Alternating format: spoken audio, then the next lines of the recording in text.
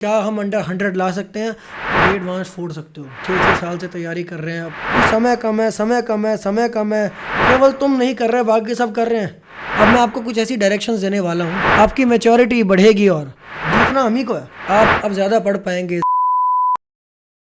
नमस्कार मित्रों, मैं हूँ निशांत जंदल। डोमिनेट जेई इस देश में इंजीनियरिंग एंट्रेंस एग्ज़ाम्स की नंबर 1 बेहतरीन किताब है, जिसका मैं ऑथर हूँ।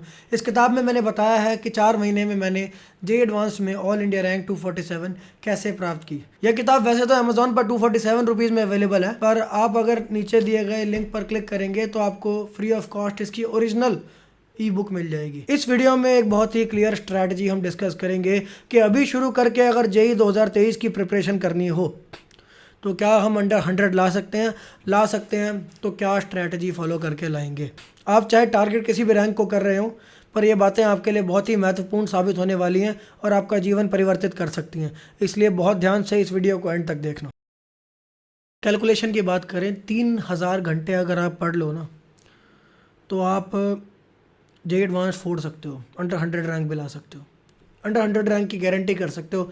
आप केवल 3000 घंटे गाइडेड एफर्ट्स मार दो। अब 3000 घंटे का क्या मतलब है पता है? अगर अभी से मैं कैलकुलेट करूँ ना, आज 20 तारीख हो गई, आप ये वीडियो 20-21 तारीख को देख रहे होगे। अप्रैल का महीना है, मान लो पूरा अप्रैल भी चला गया, तब भी मई, जून, जुलाई, अगस्त, सितंबर, अक्टूबर, नवंबर, दिसंबर, ठीक है, अपने पास 8 महीने तो ये हो गए। उसके बाद अपना जनवरी में जेई मेन आ जाएगा, तो 8 महीने सीधा सीधा दिख रहे हैं। उसके बाद भी खैर हमें टाइम मिलेगा, पर हम 8 महीने मान लेते हैं। 8 महीने हैं, महीने के 30 दिन रफली मान लेते हैं, 240 दिन हो गए। 3000 हमारे को घंटे करने, 240 से इसको डिवाइड किया, एक दिन के 12.5 आ रहा है। 12.5 अगर आप घंटे रोज़ पढ़ लो, और उसके बाद भी आपको टाइम मिलेगा, ऑन एन एवरेज अगर आप 10-11 घंटे पढ़ लेते हो ना, तो आप मचा दोगे। और माइंड यू, ये मैं लेक्चर्स इंक्लूड करके बोल रहा हूँ। अब आप कहोगे यार कि ऐसा कैसे हो सकता है, वो लोग मूर्ख तो नहीं ना, 6 साल से तैयारी कर रहे हैं, अपन को कहते हैं 11वीं में शुरू करना चाहिए। मैक्सिमम लोगों ने 11वीं में शुरू किया होगा। जेई प्रिपरेशन की स्टैंडर्ड ड्यूरेशन 2 साल मानी जाती है। पर मैं आपको एक बात बता रहा हूँ, अगर आप आईएएस का paper, UPSC, CSC, civil services examination देखोगे तो लोग उसके लिए 1 साल में प्रिपेयर करते हैं। 1 साल मानी जाती है उसके लिए स्टैंडर्ड ड्यूरेशन, और दो लोग 6 साल तक भी प्रिपेयर करते रहते हैं उसके लिए, और कई बार उसके बाद भी नहीं होता। आइडिया ये है कि उसको 1 साल बोला जाता है। अगर किसी ने कहा होता कि यूपीएससी प्रिपरेशन में 2 साल लगते हैं, तो लोग 2 साल तैयारी करते। किसी ने कहा होता 3 साल लगते हैं, तो 3 साल तैयारी करते। ऐसे ही जेई के लिए आपको किसी ने कह दिया कि 2 साल लगते हैं, आप अपने हिसाब से पढ़ो, जितना समय बचा उसके हिसाब से आप अभी भी जेई बहुत बढ़िया रैंक से क्रैक कर सकते हो। एक बात और याद रखना कि अपने आप को 11वीं के बच्चे से कंपेयर मत करो। 11वीं में याद करो, वेक्टर नाम का चैप्टर फिजिक्स में आपने पढ़ा होगा। 15-20 दिन केवल वेक्टर पढ़ाने में, जो इतना फर्जी छोटा सा चैप्टर है, उसको पढ़ाने में 15-20 दिन लग जाता है। क्योंकि पहले दिन अपन मासूम बच्चे होते हैं, अपने को समझ नहीं होती, चीज़ें समझ नहीं आती, चीज़ें ग्रास्प करने में समय लगता है। हर चीज़ हाई लेवल की लगती है, भले वो लो लेवल की हो। वहीं अगर बात करें, अब अगर कोई 15-20 दिनों में चैप्टर पढ़ाया जा रहा है, ऑफकोर्स आप कहेंगे कि ये कोई बहुत ही महत्वपूर्ण और बड़ा चैप्टर होगा। तो आप देखो ना कि आपकी भी तो ग्रोथ हुई। आप वही हो क्या जो 11वीं के पहले दिन थे। तो आज अगर आप पढ़ने शुरू करते हो तो आज कम समय में होगा दैन कि अगर आप 11वीं में एज अ फ्रेशर शुरू करते। अपने एक्सपीरियंस का, अपनी मैच्योरिटी का सही यूज़ करो। और सबसे ज़्यादा मात लोग खाएंगे पता है कहाँ? इसमें नहीं खाएंगे कि समय कम है, वो लोग मात खाएंगे कि वो इस चिंता में कि समय कम है, समय कम है, समय कम है, ये नहीं हो सकता, 6 साल से लोग प्रिपेयर कर रहे हैं, अब मेरा क्या होगा, मैंने पढ़ा क्यों नहीं, मुझे रिग्रेट हो रहा है, मेरे माँ बाप ने पैसे लगा रखे हैं। वो 5000 बातें सोचेंगे, पर वो उस वक्त सामने जो फिज़िक्स की किताब पढ़ी है उसको खोल के पढ़ेंगे नहीं। उस वक्त तो भाई मैं फिज़िक्स पढ़ रहा हूँ, उस वक्त तो मैथ्स पढ़ रहा हूँ, कॉन्सेप्ट पढ़ रहा हूँ, इस कॉन्सेप्ट पे ध्यान दो। तो यहाँ मात खाते हैं कि वो मेंटली अपने इमोशंस को मैनेज नहीं कर पाते। अगर आप चाहते हैं इसके ऊपर भी मैं एक डिटेल्ड वीडियो बनाऊं कि किस तरह हम अपने इमोशंस को मैनेज कर सकते हैं, पढ़ाई करते हुए जो डिस्ट्रैक्शन अपने अंदर ही होती है उसको कैसे डील कर सकते हैं, तो ज़रूर मुझे कमेंट्स में बताएं। और इस चैनल को सब्सक्राइब करके रखें ताकि जब भी मैं अगली वीडियो लॉन्च करूँ तो आपको उसकी नोटिफिकेशन आ जाए। अब यार लोग कहते हैं कि 6 साल से प्रिपेयर कर रहे हैं लोग। मुझे आप ये बताओ, पहली बात तो क्या 10 लाख लोग 6 साल से प्रिपेयर कर रहे हैं तुम्हें छोड़ के? केवल तुम नहीं कर रहे, बाकी सब कर रहे हैं? ऐसा नहीं है। मुझे भी ऐसा लगता था जब मैं 11वीं-12वीं में था कि लोग इतने इतने समय से प्रिपेयर कर रहे हैं तो वही जीतेंगे, और कौन जीतेगा, हम थोड़ी जीतेंगे। पर फिर मैंने ये एहसास किया कि ये झूठ है। भाई पहली बात तो बहुत ही एक छोटा पोर्शन ऑफ स्टूडेंट्स, बहुत ही कम नंबर ऑफ स्टूडेंट्स प्रिपेयर कर रहे हैं छठी क्लास से। फिर उसमें छठी क्लास से प्रिपेयर कर रहे हैं, पर सीरियसली कितने लोग प्रिपेयर कर रहे हैं? फिर कितने लोग हैं जिनके पास नेचुरल एडवांटेज है? ऐसे अगर छांटते चलो, और ऐसे लोग जो चलो ठीक है 6 साल से शुरू किया, कई लोग तो 4 साल 11वीं से पहले 4 साल पढ़ के 11वीं 12वीं में डिस्ट्रैक्ट हो जाते हैं और वहाँ पे प्रिपरेशन ख़राब कर देते हैं अपनी। वो 6 साल टिक पाना अपने आप में चैलेंज है। और यार मैं कहूँगा अगर इस देश में लाखों ऐसे बच्चे होते ना जो 6 साल इतने मुश्किल एग्ज़ाम पर टिके रहे और प्रिपेयर करते रहे, लाख से ज़्यादा होते, तो देश का जीडीपी ना आज जितना है उससे 20-25 गुना ज़्यादा होता। पर वो नहीं है। तो हम ये जान लें कि 1 लाख बच्चे नहीं हैं ऐसे जो बहुत ही अच्छी प्रिपरेशन करके बैठे हैं। एक्चुअली बहुत ही चुनिंदा, मैं आपको नंबर बताऊं, मेरे अंदाजे में 200-300 बच्चे मैक्स होंगे जो इतनी अच्छी प्रिपरेशन करके एंड में अच्छा फोड़ते हैं। बाकी सारी फील्ड खाली है। 200 के बाद, 100 के बाद, बल्कि 100 में भी आप पहुंच सकते हैं, ऐसा कोई बैरियर नहीं है। अब ये जो 6 साल से प्रिपेयर कर रहे हैं बच्चे, इनमें कुछ लोग 800, 900, 2000 रैंक लाएंगे, कुछ 4000 रैंक लाएंगे, कुछ आईआईटी में भी नहीं पहुंचेंगे। और कुल मिला के जो बेस्ट बंदे बचेंगे ना, जो 100 के अंदर रैंक ला रहे होंगे, वो 30-40 होंगे। इनमें से 30-40 बच्चे, 50 बच्चे 100 के अंदर रैंक लाएंगे, आधी सीटें खा लेंगे, पर बाकी आधी अपने लिए बची हुई हैं।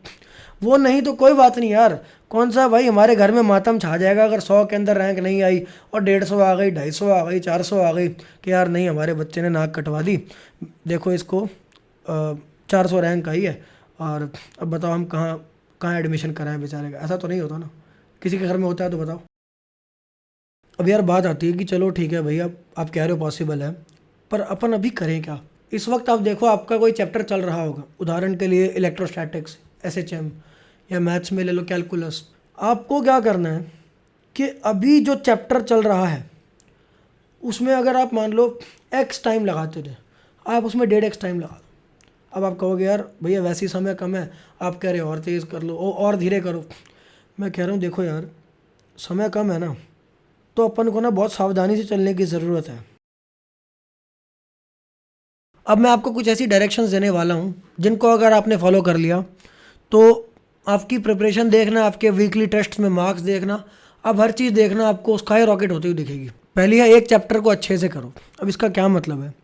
स्टूडेंट्स कहते हैं कि अब भैया 11th और 12th दोनों का सिलेबस हमको 12th में करना है, तो इसलिए हमको डबल स्पीड पर चलना पड़ेगा।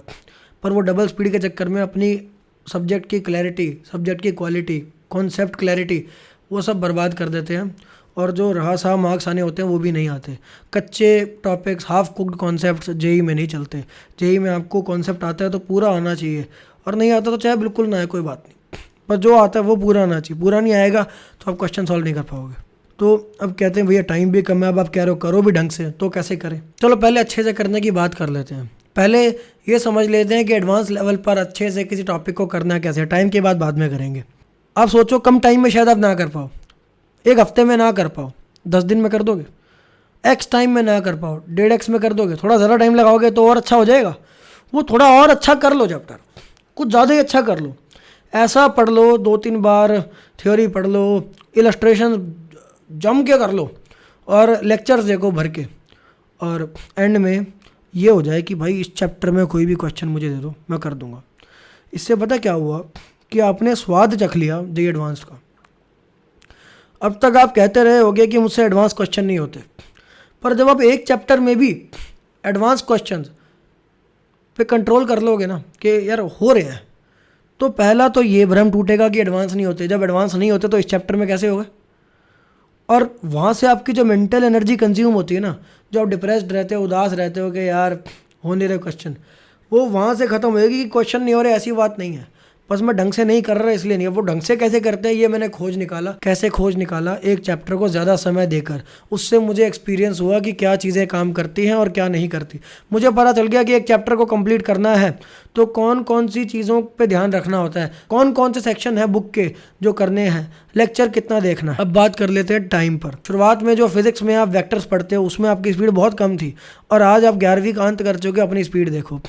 आपकी स्पीड ऐसे ही आगे भी बढ़ेगी, आपकी मैच्योरिटी बढ़ेगी और आपकी शार्पनेस ऑफ द ब्रेन बढ़ेगी। अपन कहते हैं कि बहुत ज़्यादा टाइम लेक्चर और नोट्स बनाने में लग जाता है, तो मैंने आपको नोट्स बनाने के लिए तो कहा ही है कि डिटेल्ड नोट्स मत बनाओ, ठीक है, नोट्स ऑलमोस्ट ना के बराबर बनाओ, बस हेडिंग्स लिख दो। दूसरा है लेक्चर देखना। लेक्चर से छुटकारा ऐसे नहीं प्राप्त कर सकते आप। लेक्चर देखने में घंटों घंटों बीत जाते हैं, पर लेक्चर से छुटकारा पाने का एक तरीका है। अब लेक्चर का अल्टरनेटिव देखते हो तो बुक है। अब बुक लेकिन अगर अपन पढ़ते हैं तो अपने को समझ में नहीं आती, बुक की लैंग्वेज बुकिश होती है, तो उसका बहुत ही अच्छा तरीका है। अपन लेक्चर देख रहे हैं, लेक्चर देखा, लेक्चर से कॉन्सेप्ट समझ में आ गया, अब हम जाके बुक पढ़ रहे हैं, हमें कॉन्सेप्ट पहले से ही आता है क्योंकि हमने लेक्चर से सीख लिया। हमें कॉन्सेप्ट पहले से ही आता है, मैच पहले से ही फिक्स है, जीतना हम ही को है। अब हम जाएंगे बुक में, देखेंगे कि बुक की लैंग्वेज जैसी मर्जी, कॉन्सेप्ट मुझे आता है, तो जब मैं बुक से पढ़ूंगा उससे दो फ़ायदे हैं। एक तो मैं बुक की लैंग्वेज का आदी हो गया, और दूसरा मेरा कॉन्सेप्ट और ज़्यादा कॉन्क्रेटाइज्ड वे में सीमेंट हो गया, और ज़्यादा अच्छे से क्लियर बुक की फॉर्मल लैंग्वेज में वो सीमेंट हो गया।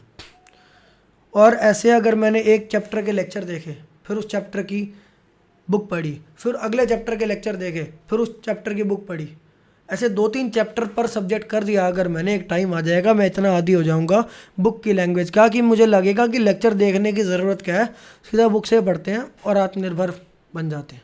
अब देखो, अब आपका लेक्चर का टाइम बच गया, आपकी स्पीड बढ़ गई, आपको एडवांस में क्या क्या चीज़ें करनी है वो पता चल गया, आपकी पढ़ाई मीनिंगफुल हो गई, आपका कॉन्फिडेंस बढ़ गया, डिप्रेशन स्ट्रेस दूर हो गई, होपलेसनेस हट गई, रेगुलर जो मेंटल एनर्जी कंज्यूम होती थी वो बच गई। आप अब ज़्यादा पढ़ पाएंगे, ज़्यादा हैप्पी रह पाएंगे, ज़्यादा प्रोडक्टिव हो पाएंगे, और ज़्यादा प्रोडक्टिव भी होंगे। जो आप टाइम प्रोडक्टिव लगा रहे हैं उसका भी बेहतर आउटपुट आए। आप अपनी पढ़ाई की स्ट्रेटजी भी ऐसे कर रहे होंगे, सोचो कितने गुना का, मेरे को लगता है 30-40 गुना का फ़र्क आ जाता है आउटपुट में अगर आप इस तरह से करो। इन दी एंड आपके मार्क्स कहाँ के कहाँ पहुँच जाए, ऐसी चीज़ें लगा के यू नो। अब आप कहोगे कि जो 6-6 साल से प्रिपेयर कर रहे हैं भैया, एनीवे उनकी पकड़ तो अलग ही लेवल की होगी ना, कि 6 साल से प्रिपेयर कर रहे हैं और हमारे पास 1 साल भी ढंग से नहीं है। भाई एक बात याद रखना, आपके मान लो 55% मार्क्स आए, आपको उसे 60% बनाना है, ठीक है। एक बंदा उसके 95 आए, उसको उसे 100% बनाना है। आपको क्या लगता है किस बंदे को ज़्यादा मेहनत करनी पड़ेगी? ऑफ कोर्स जिसको 95 से 100 बनाने हैं उसको। जबकि देखोगे तो जो इंक्रीज़ हो रहा है वो केवल 5% का हो रहा है, तो उसको ज़्यादा मेहनत क्यों करनी पड़ रही है? क्योंकि वो परफेक्शन के करीब है, ठीक है। बेसिक गाड़ी चलाना, बेसिक तीर चलाना वो कोई भी सीख सकता है, पर बहुत शार्प तीर चलाने के लिए बहुत ज़्यादा सालों की मेहनत लगती है। और एक बात सोचो, जैसे अर्जुन है, वो सबसे दुनिया का बढ़िया आर्चर होगा, अगर वो 4 साल प्रैक्टिस और भी कर ले तो दुनिया के सबसे बढ़िया से और कहाँ चला जाएगा वो, और कितना बढ़िया हो जाएगा, परफेक्ट वो पहले ही है।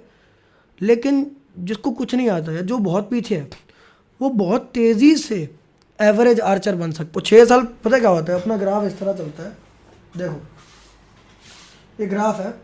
शुरुआत में ये ग्राफ वैसे कहीं, मतलब आई डोंट नो ये साइंस बेस्ड है या नहीं, बट ये मैं इस तरह देखता हूँ उसको। इसको कहते हैं लॉ ऑफ डिमिनिशिंग रिजल्ट्स। इसमें एक्स एक्सेस पर एफर्ट है और वाई एक्सेस पर ग्रोथ है। कि अगर आप शुरुआत करते हो ना, तो शुरुआत में पहले तो आपका आउटपुट नहीं आता, थोड़ा सा एफर्ट करते हो, फिर थोड़ा एफर्ट करने के बाद जब आप एक स्टेज पर पहुंच जाते हो, जैसे मैंने आपको कहा कि शुरुआत में आप एक चैप्टर में 1.5 गुना टाइम लगा दोगे, दिक्कत ज़्यादा होगी, आपकी ग्रोथ कम दिखेगी, पर आप वो लगा देते हो और आप एक बार सेट हो जाओ, पैटर्न में सेट हो जाओ, उसके बाद आपकी ग्रोथ देखोगे जल्दी हो रही है। और ये जो जल्दी ग्रोथ हो रही है उसके बाद क्या होगा, ग्रो हो गए, बहुत हो गया, बहुत आपने बहुत बढ़िया किया, अच्छा सिलेबस होने लग गया, आपको हर सिलेबस पे पकड़ भी, हर चैप्टर पे, हर कॉन्सेप्ट पे पकड़ आ गई।